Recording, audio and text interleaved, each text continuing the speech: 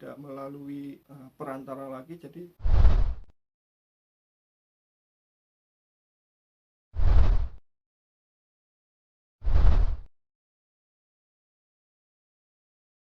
halo, selamat malam semuanya. Konbanwa minasan. Kali ini saya akan bercerita saja tentang perjalanan saya sampai bisa magang dan kerja di Jepang. Oke, saya mulai dari waktu saya masih sekolah menengah pertama, SMP.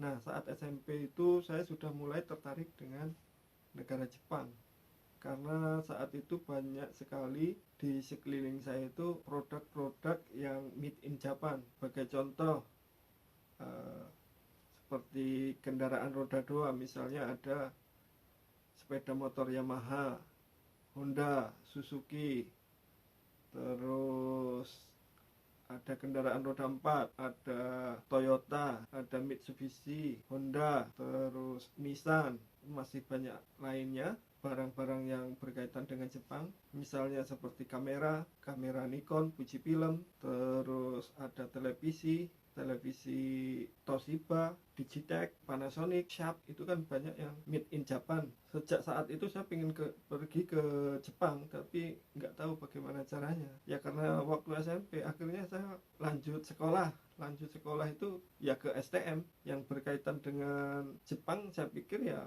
otomotif. Akhirnya saya pergi ke sekolah otomotif, melanjut di STM otomotif. Nah, setelah 3 tahun setelah lulus STM, saya kuliah lagi ke jurusan otomotif. Kalau tidak otomotif tidak, pokoknya saya sudah bertekad seperti itu. Saya pergi ke Yogyakarta karena di Lampung nggak ada. Saya keliling-keliling itu yang jurusan otomotif nggak ada. Akhirnya saya pergi ke Yogyakarta karena saya pikir ada di situ yang jurusan otomotif. Karena saat saya PKL itu kan ada mahasiswa Universitas Negeri Yogyakarta itu yang PKL, praktek kerja lapangan, bareng saya. Nah, itu kuliahnya di Universitas Negeri Yogyakarta jurusan otomotif. Nah, akhirnya saya pergi ke Yogyakarta untuk kuliah otomotif. Nah, setelah kuliah saya cari informasi dan informasi itu sangat minim sekali ya, karena internet juga baru mengenal namanya internet ya waktu kuliah itu. Dan HP juga nggak seperti sekarang ini. HP digunakan untuk internet bisa, kalau dulu nggak ada. Dan saya juga nggak punya HP waktu itu. Nah, setelah browsing akhirnya saya ketemu cara untuk ke Jepang itu adalah dengan cara magang. Nah, caranya adalah magang lewat programnya pemerintah, yaitu IMM. Di bawahnya Depnaker ada program IMM itu yang mengirim orang untuk magang ke perusahaan Jepang di Jepang.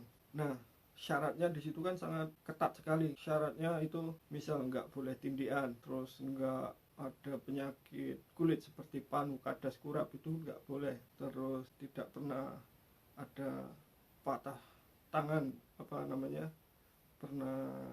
pernah patah gitu kan. Terus tindian itu nggak bisa. Kemudian itu syarat fisiknya. Belum syarat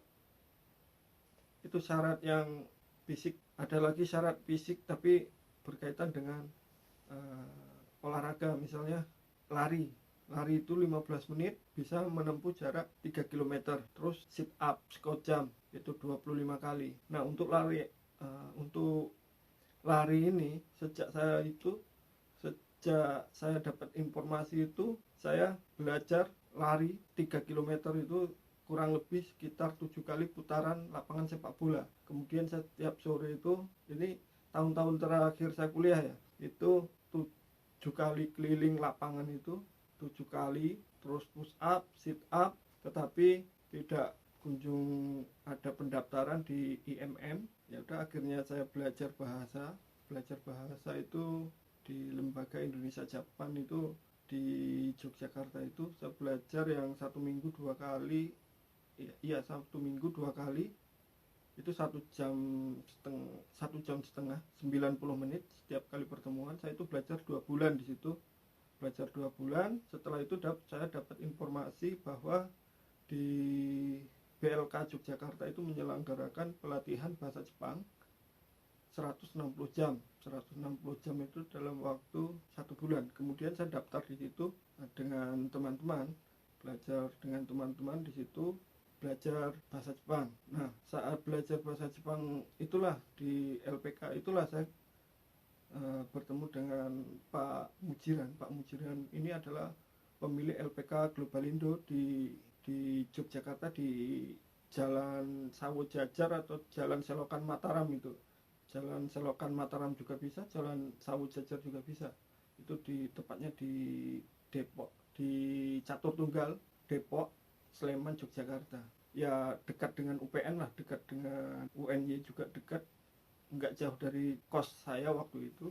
Dan katanya waktu itu LPK Globalindo itu bisa memberangkatkan siswanya yang ingin pergi ke Jepang. Nah, saat itu tertarik karena saya udah putus asa lewat IMM karena tidak kunjung juga ada pendaftaran. Nah, akhirnya saya belajar di situ. Nah, di LPK Globalindo itu kemudian kami belajar bahasa, budaya, mental, disiplin. Istilahnya kami digembleng, latihan fisik lagi, di panas-panasan, kadang lari-lari.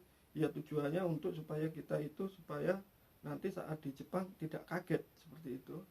Dan di situ juga diajarin caranya wawancara dengan bos-bos Jepang.